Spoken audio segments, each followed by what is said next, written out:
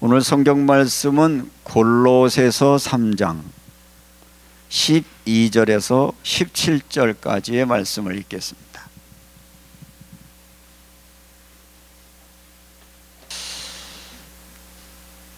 어느 날 신앙에 확신이 없고 마음속에 일어나고 있는 여러 가지 갈등 때문에 방황하고 있을 때 저희 어머니가 조용히 다가오셔서 저에게 하셨던 말씀이 기억이 났습니다. 평소에 제가 하는 일에 간섭을 하거나 지시하거나 잘못을 책망한 적이 별로 없는 조용한 어머니가 뭐라고 말씀하시냐면, 야, 너 하나님의 자녀인데 하나님 자녀답게 살아야지. 그렇게 짧은 말씀을 하셨는데, 평상시에 자주 말하는 분이 아니고 조용조용 하셨던 그 이야기가 딱 듣는 순간 마음속에 이런 마음이 들어서, 내가 믿음으로 살지 않는 걸 보면서 우리 어머니가 많이 속상해 하시는구나, 그런 게 알아차려졌어요. 그때부터 제 마음이 조금이 바뀌는 시간이었는데, 오늘 골로새서의 말씀을 한 주간 묵상을 하다가 갑자기 바울의 심정이 읽혀지는 거 있죠. 바울의 심정뿐만 아니라 하나님의 마음이 읽혀지면서 이 성도들 향한 간절함의 편지 쓴 이 편지의 내용을 읽다가 손편지에 담긴 마음이 읽혀져서 제가 오늘 설교 제목을 손편지에 담긴 마음, 이런 제목으로 잠시 말씀을 나누려고 합니다. 여러분들이 언제 손편지를 받아보신 적 있으신가요? 아련하죠. 그냥 다른 거 말고 손편지는 유독 쓰여있는 글자 하나하나만 보면 안 되고 그 글자를 쓴 사람의 마음을 읽게 되고 그것이 공감될 때 그게 엄청난 울림으로 다가오는데, 이전에 읽었던 성경의 말씀과 또 다르게 골로새서를 읽으면서 엄마의 마음, 바울의 마음, 하나님의 마음이 읽혀지면서 오늘 이 말씀으로 함께 말씀을 나누려고 합니다. 우리는 종종 제복을 입은 사람을 보면 그 사람이 입은 옷을 보면서 저 사람이 이런 사람이구나 라고 평가할 수 있어요. 예를 들면 군복을 입은 사람은 뭐죠? 군인이죠. 그 다음에 법복을 입으면 판사고요. 그리고 흰 가운을 입으면 의료진이라고 생각되고, 가운을 입으면 목사나 성직자구나, 이런 것들이 느껴지기도 하죠. 오늘 사도 바울은 골로새서 전체 내용에서 말씀을 하면서 어떤 주제를 우리에게 말씀하고 있냐면, 이제 바울은 우리에게 너희는 새 사람을 입은 사람이다, 너희는 그리스도 안에 새로운 삶을 입은 사람인데 예전처럼 그렇게 살지 말고 새 옷을 입고 새로운 신분으로 너의 삶을 살라라고 오늘 말씀으로 권면해 주고 있습니다. 어쩌면 오늘 바울이 던지는 이 메시지 가운데 너 성격을 좀 바꿔봐, 너 예수 믿었으니 좀 변화해봐 라고 하는 것이 아니라, 예수님 때문에 이미 내 신분이 바뀌었고 내가 구원받은 자 되었으니 이제 구원받은 자답게 너의 삶을 살라라고 하는 메시지가 오늘 골로새서 3장에 나와 있는 말씀의 내용입니다. 그러면서 3장 전체의 구조를 여러분이 살펴보면, 너희가 3장 1절을 한번 읽어보세요. 그러므로 너희가 그리스도와 함께 다시 살리심을 받았으면 위의 것을 찾아라.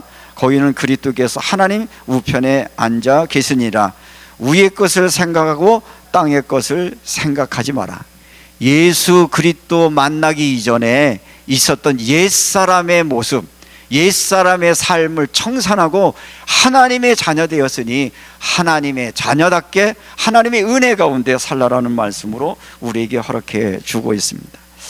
이 말씀의 의미는 오늘 이 자리에 참석한 저와 여러분뿐만 아니라 이 시대에 있는 한국 교회에게 주시는 메시지 가치처럼 들려지기도 했어요.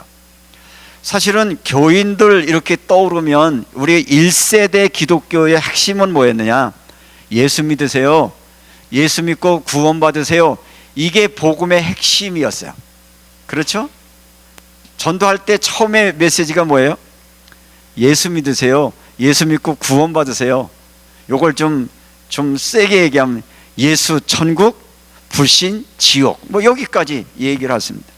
계속 그 얘기만 반복하다 보니까 구원까지는 이야기가 됐는데, 그 다음에 뭐냐, 구원받은 자는 어떻게 살아야 됐는지 한 단계 더 성화되어지고 성장되는 데까지 우리의 신앙을 올려놓지 않게 되어지니까 마치 오늘날 한국교회는 맛을 잃은 소금처럼 구원받은 자의 그 본래 모습을 삶으로 살아내지 못하는 것 때문에 많은 비난과 조롱거리의 모습으로 전락하고 있는 모습을 보면서 오늘 성경 말씀은 우리에게 이렇게 말하고 있습니다.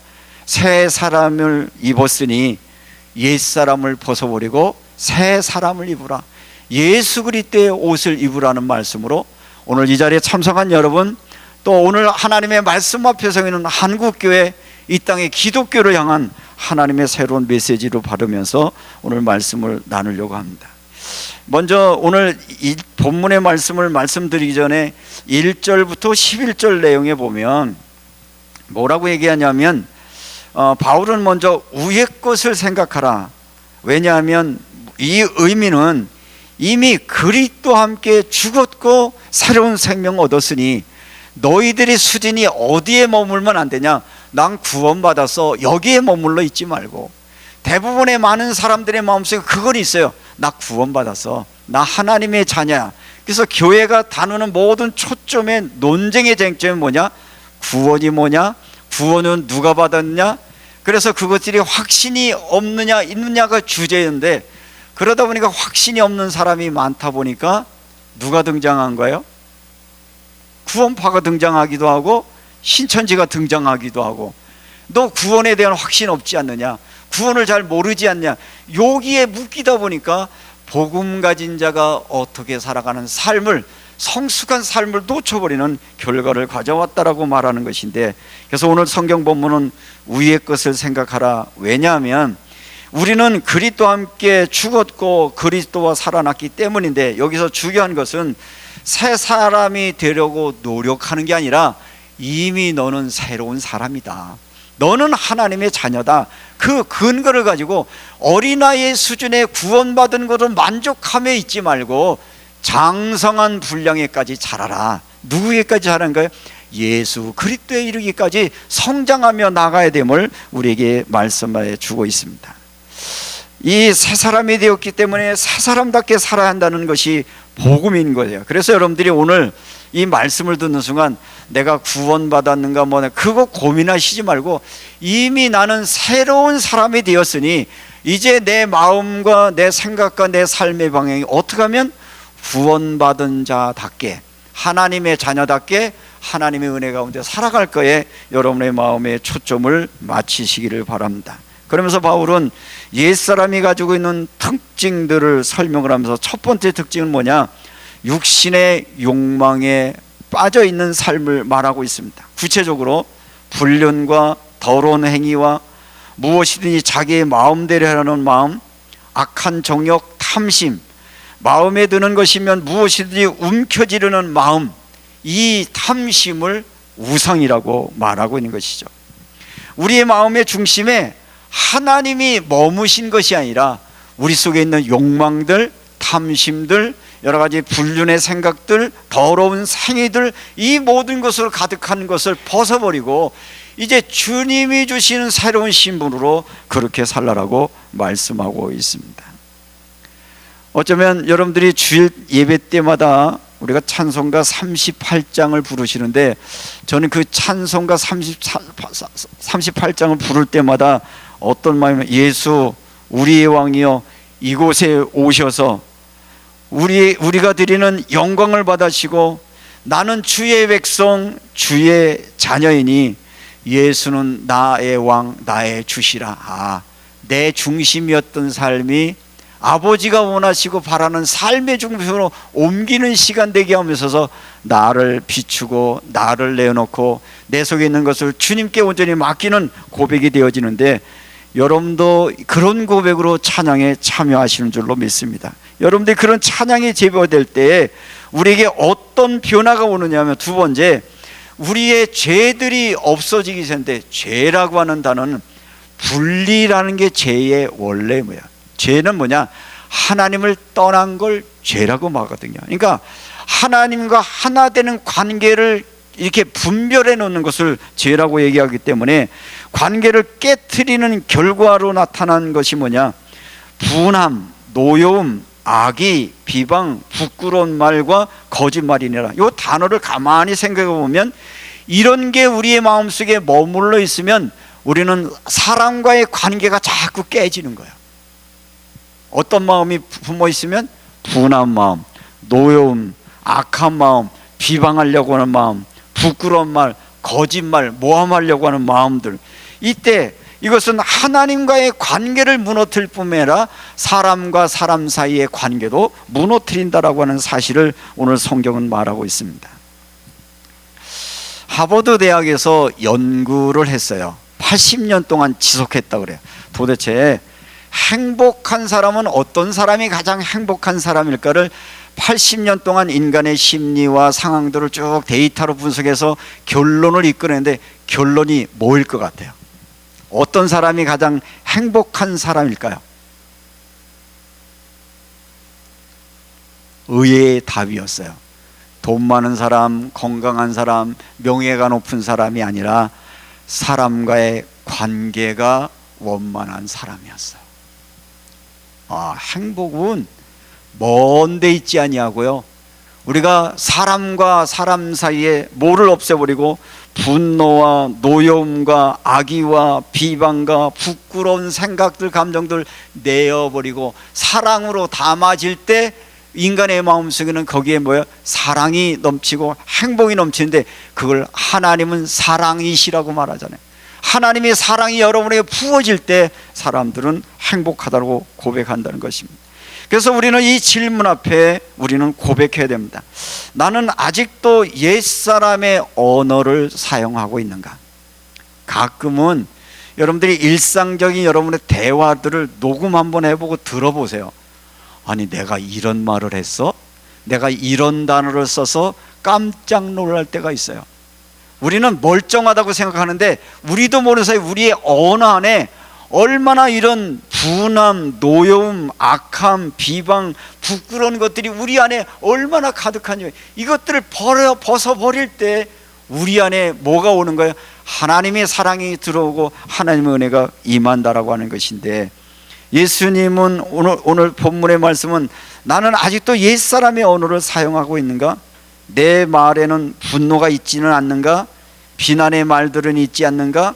거짓이 있지는 않는가? 사랑보다 판단이 많지 않은가? 우리를 돌아봐.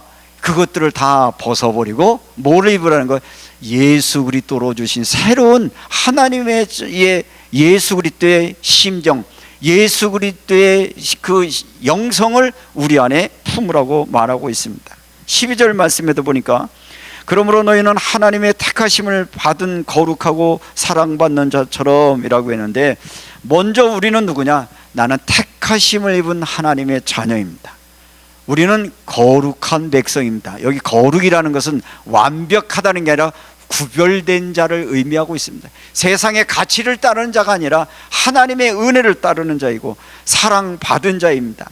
아직도 내가 사랑이라고 하는 것을 사랑받으려고 무엇을 하는 게 아니라, 나는 이미 사랑받은 자이니 사랑할 수 있는 것이 여러분의 신분이라고 하는 것이죠. 하나님의 사랑이 우리의 마음속에 차고 넘치게 되면, 그 사랑으로 와지는 우리의 마음의 영성이 어떻게 변하냐면, 새 옷을 입은 자처럼, 오늘 성경 본문은 이렇게 합니다. 긍휼, 자비, 겸손, 온유, 오래 참으면 달하라는데, 여러분 안에 이게 얼마나 가득한지 한번 여러분을 진단해 보시죠. 내 마음에는 긍휼의 마음이 있는가? 긍휼은 뭐죠? 누군가를 불쌍히 여기고 안타깝게 여기고 아파 여기는 그런 마음이에요. 근데 이 마음은 내 마음이 아니라 하나님이 은혜 받아야 생겨지는 마음인 거예요. 그래서 모든 사람을 긍휼히 대하면 문제가 없어요. 긍휼의 마음이 없어서 문제가 되는, 그러면 평가는 자비, 같은 말이고요. 겸손, 우리의 마음속에 어떤 마음이 품게 되면 저 사람이 나보다 낫다라고 하는 생각. 한글이 참 쉬운 것 같은데 어려운데, 저 사람보다 내가 낫다 무슨 차이죠? 낫다는 뭐예요? 낫다, 아래, 낫다 올려, 같은 것 같은데 지읒과 시옷 차이, 별 차이 아닌 거죠. 나보다 낫고 그런 거죠. 그래서 다른 사람을 뭔가 소중히 여기고 존중히 여길 수 있는 마음이 생길 때 우리의 사랑과의 관계는 온전히 되고, 있는데 그 마음은 바로 우리가 하는 것이 아니라 예수님의 인격이 그 안에 포함되어 있는 거예요. 여러분, 성경에 등장해 보면 물론 예수님이 사람을 보면서 질책하고 책망하는 사람도 있지만 대부분의 사람들을 대할 때 주님의 마음은 어때요?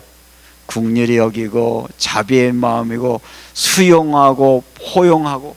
그러니까 예수님 눈에는 쓸모없는 사람이 하나도 없는 거예요.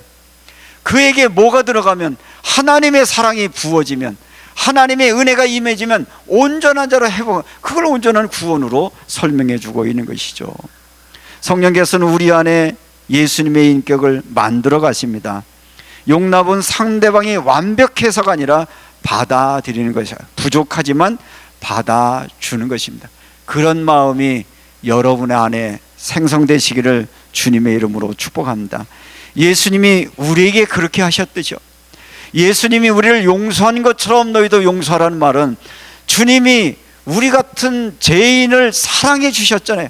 그래서 우리가 하나님의 자녀된 것이고, 하나님의 은혜 자녀된 이유로 하나님을 닮아가다고 끊임없이 기도하며 믿음의 길을 걸어가는 우리의 모습을 보면, 주님께서 너희를 용서하시는 것 같이 우리도 용서해야 되는 이유를 거기에서 말하고 있고요, 상대가 받을 만한 자격이 있어서가 아니라 먼저 내가 용서받았기 때문에 용서할 수 있는 마음, 사랑하는 마음이 여러분의 마음속에 담겨지시기를 주님의 이름으로 축복합니다.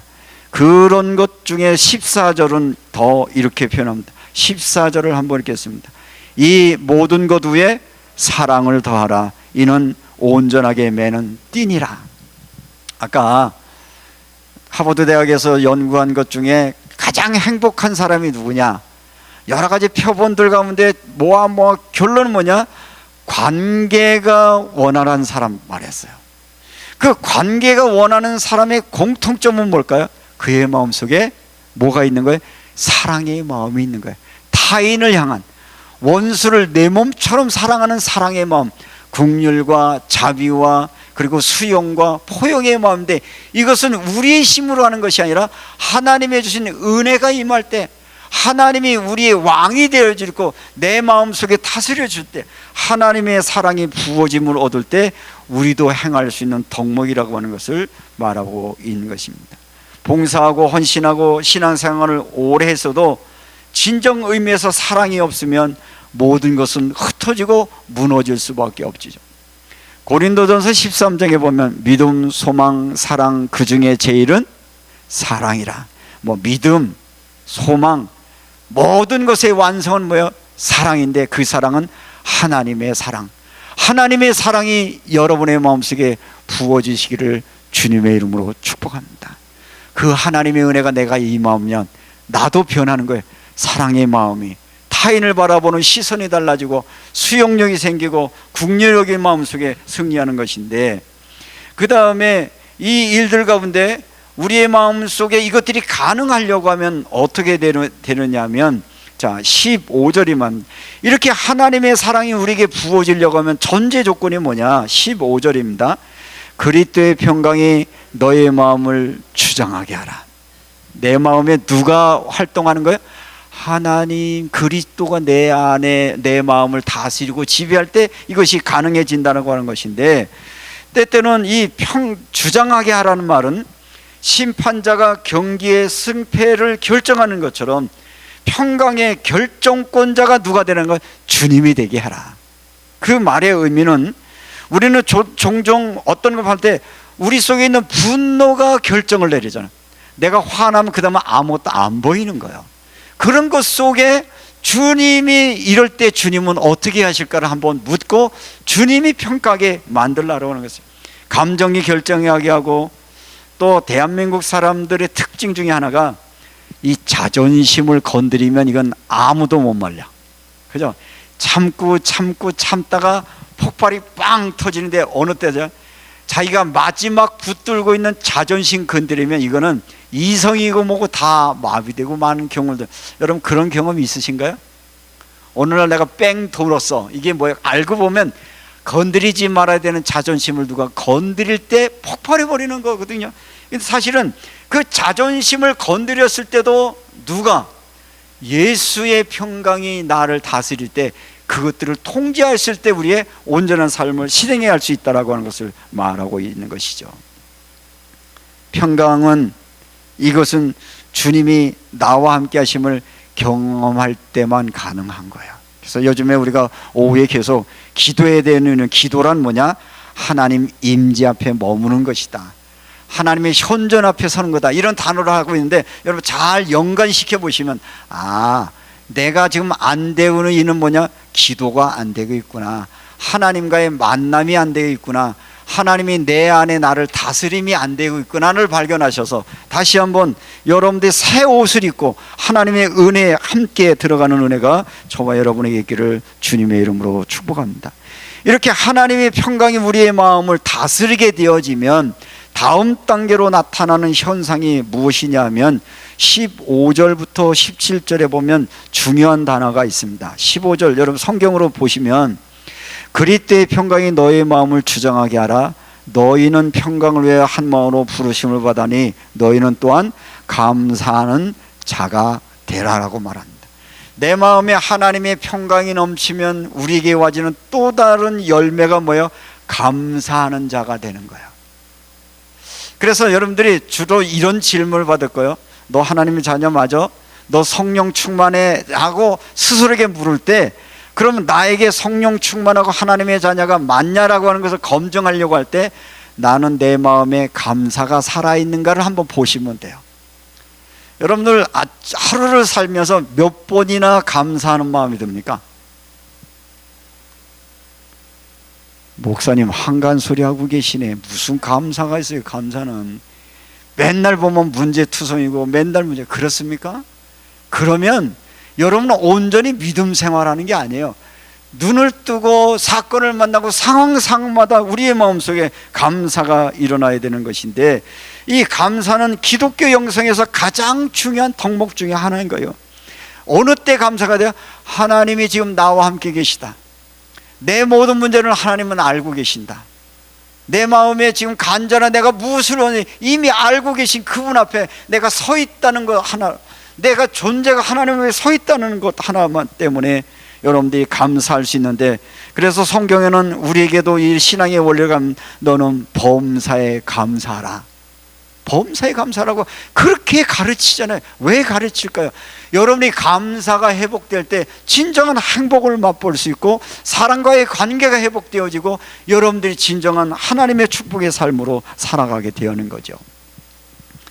아침에 교회 왔는데 강영애 권사님이 부엌에서 열심히 땀 흘리면서 막 음식을 만드셔. 그래서 권사님한테, 권사님 음식을 좀 맛없게 만들어요. 그러면 딴 사람들이 맛있다 안 그러면 이렇게 열심히 안 하셔도 될 거 아니에요. 그랬더니 그래야 될 것 같아요. 막 짜게 만들고 시게 만들어야 돼요. 얼마나 감사해요, 그죠? 누군가 한 끼 함께 식탁을 나눠서 예배하고 같이 식사를 하면서 감사하는데 땀을 흘리는데, 근데 저분 얼굴은 싱글벙글해요. 왜? 힘든데 감사한 거 있죠. 그게 행복인 거잖아요. 왜 이 나이에 70 넘은 양반인데 이 나이에 내가 주방 들어가야 돼? 이게 아니라 아직은 건강 주셔서 내 음식이 맛있어서 누군가 또 언제 식당이요? 라고 말하지. 이게 얼마나 감사한 일이에요. 일상 가운데 돌아보면 감사할 일이 너무 많은데 이런 걸 놓쳐버리고 자꾸 다른 것에 우리의 마음을 빼앗기고 있는 우리의 모습은 아닌가.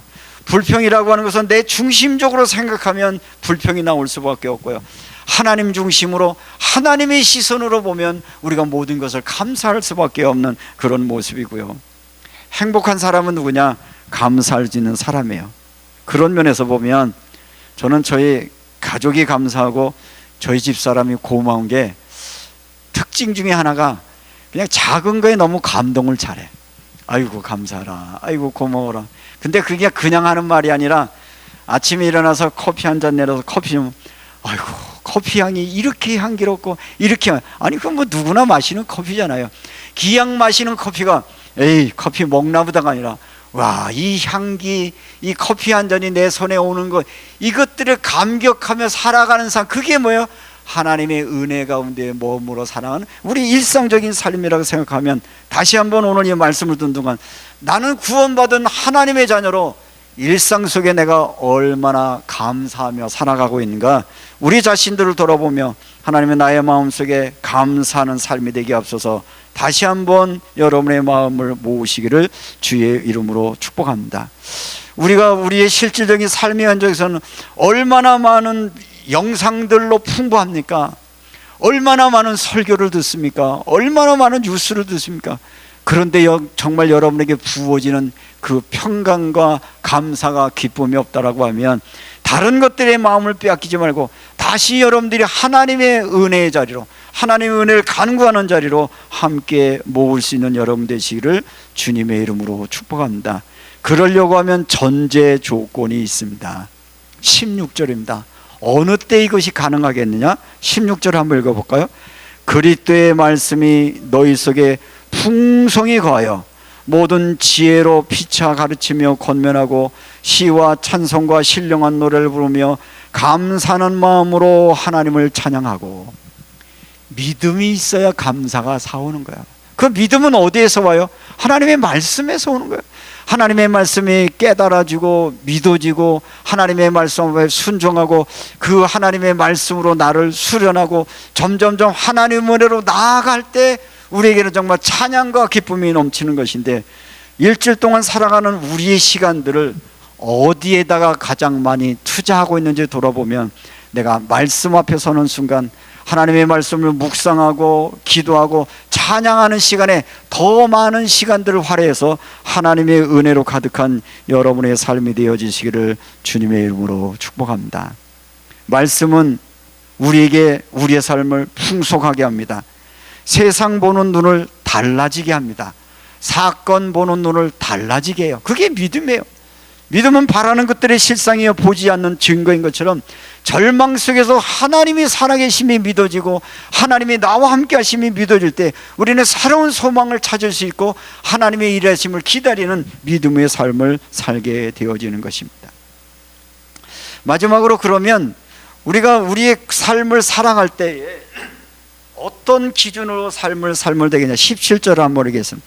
또 무엇을 하든지 말에나 일에나 다 예수 이름으로 하고 그를 힘입어 하나님 아버지께 감사하라. 오늘 특별히 골로새서 3장에서는 감사하는 자가 되라, 감사하는 마음으로 하나님을 찬양해라, 하나님 아버지께 감사라는 게 연속으로 3번 나와요. 감사의 회복이에요. 그 감사의 회복은 하나님의 은혜가 체험될 때 하나님이 주신 열매와 같은 것인데, 그러려고 하면 우리가 구원받은 하나님의 자녀들이 살아갈 때 어떤 삶을 살게 되냐면, 예수의 이름으로 살아가라 그러는 말입니다. 예배 때나 모일 때나 가정에서나 사람을 만날 때 삶의 현장에, 일상의 삶에서 바울은 이렇게 말을 합니다. 예수 이름으로 하십시오. 그러면 예수님의 이름으로 하라는 얘기는 뭐냐 하면, 이렇게 이해하시면 돼요. 어떤 일들을 할 때 예수 이름으로 하라는 얘기는 예수의 이름에 합당한 걸 선택해서 하라는 말이잖아요. 그러면 그걸 어떻게 분별할 수 있느냐? 예수님이라면 어떻게 하셨을까를 한번 묻는 거죠.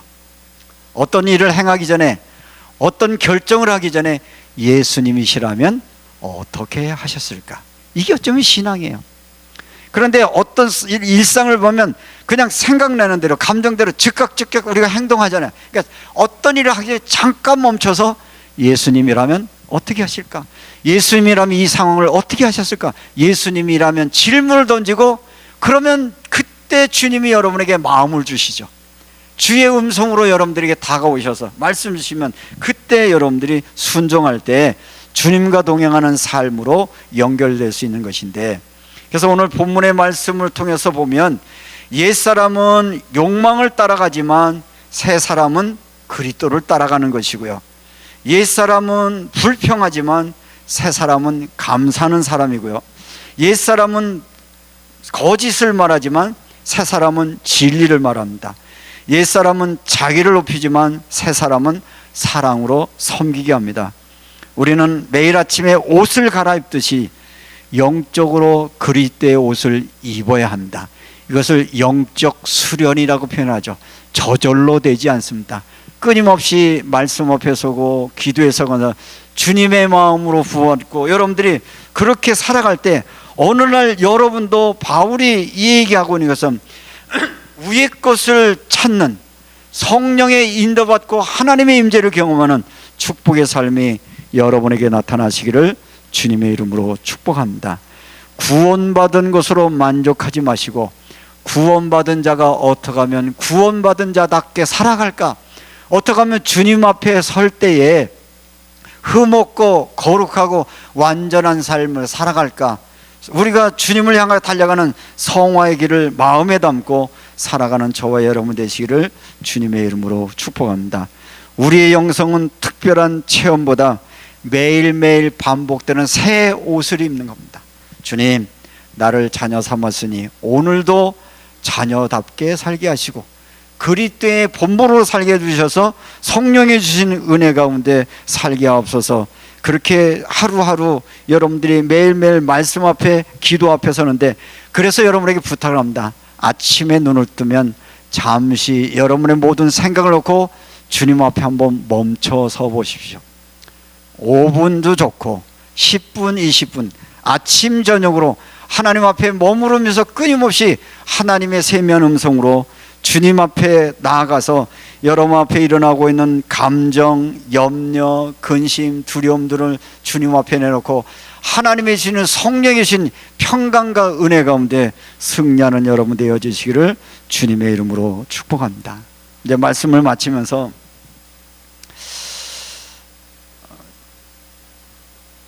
제가 어떤 모임의 단톡이 하나 있는데, 거기에 어떤 분들이 통화 내역을 담은 통화 음성을 했는데 들어보라고 해서 들었어요. 그랬더니 자기들끼리 이야기를 하는데 이야기 가운데 제 얘기가 나오더라고요. 그래서 저를 비난하는 얘기를 서로 주고받으면서 하는데 나보고 들어보라는 거예요. 근데 사실이 아닌 부분들을 가지고 자기들이 정당한 이야기를 하면서 나를 비난하는 얘기 들으니까 갑자기 속에서 이만한 거 확 올라오다가 이 새끼들 봐라, 이게 나를 이렇게 비난해? 뭐 너무 화가 났어요. 이게 당장 전화해서 야단을 쳐야 되나, 만나서 싸워야 되나, 그런 생각을 하다가 잠깐 그 생각을 내놓고 가만히 저를 돌아봐서 이런 감정들이 왜 일어나는 거지? 그랬더니 나도 모르는 사이에 내가 인정받음에 굉장히 큰 마음이 있구나. 모든 사람 앞에 인정받으려고 하는 내 마음의 그 영역. 그래, 저 사람 입장에서 뭐 욕할 수도 있니. 이게 아니라 나는 완벽해야 된다는 그런 저변에 내가 있어요. 그래, 나도 완전한 자가 아닌데 뭐 욕할 수 있지. 물론 불쾌한 거는 지네끼리 얘기로 끝났으면 내가 모르는 게 아닌데 알고 나니까 속이 상했던 거죠. 그러다가 무슨 마음이 들었냐면, 그래, 나한테도 약한 부분이 있겠지, 내 잘못한 부분이 있겠지. 그러니까 감정이 조금씩 사그러들었어요. 그러고 나서 연락을 했을까요, 안 했을까요? 그런 게 올라올 때, 주님, 내가 이럴 때 어떻게 하는 게 복음 가진 자가 살아가는 삶의 태도일까요? 그런 생각을 하다가 오늘 골로새서 말씀이 제게 마음에 와서인가요? 너희 안에 이 마음을 품어라. 예수의 마음인데, 그 예수의 마음이 뭐냐? 바로 그 그리스도의 평강이 너희 마음을 주장하게 하고 그리스도의 말씀이 너희 마음에 풍족히 거하여서 뭘 심으냐? 너는 택하시고 거름받은 자처럼 긍휼과 자비와 겸손과 온유와 오래 참을 옷 입어라 라고 하는 말씀에 아멘 하다 보니까 괜찮아졌어요. 그래, 그 사람들 입장에서 보면 자기 합리를 하려고 보니까 누군가 희생양을 사니까 나를 썼구나. 그러고 나니까 아무 문제도 아닌 게 됐어요. 뭐 희한한 설교를 다 하시네. 그랬지. 사실은요, 말씀이 삶 속에 영향이 미치지 못하면 그 말씀은 이미 글자에 불과하잖아요. 여러분들이 하나님의 말씀 앞에 들어가고 그 말씀이 여러분의 삶이 된다는 것을 여러분에게 실천하셔서 오늘 주님의 마음이 여러분의 마음에 입혀지시고 그리스도의 옷이 여러분에게 입혀지셔서 여러분의 마음속에 오늘 성경이 약속하고 있는 이 긍휼과 자비와 겸손과 온유와 오래 참음을 옷 입는 축복의 소명교회 성도들 되시기를 주님의 이름으로 축복합니다. 좋으신 하나님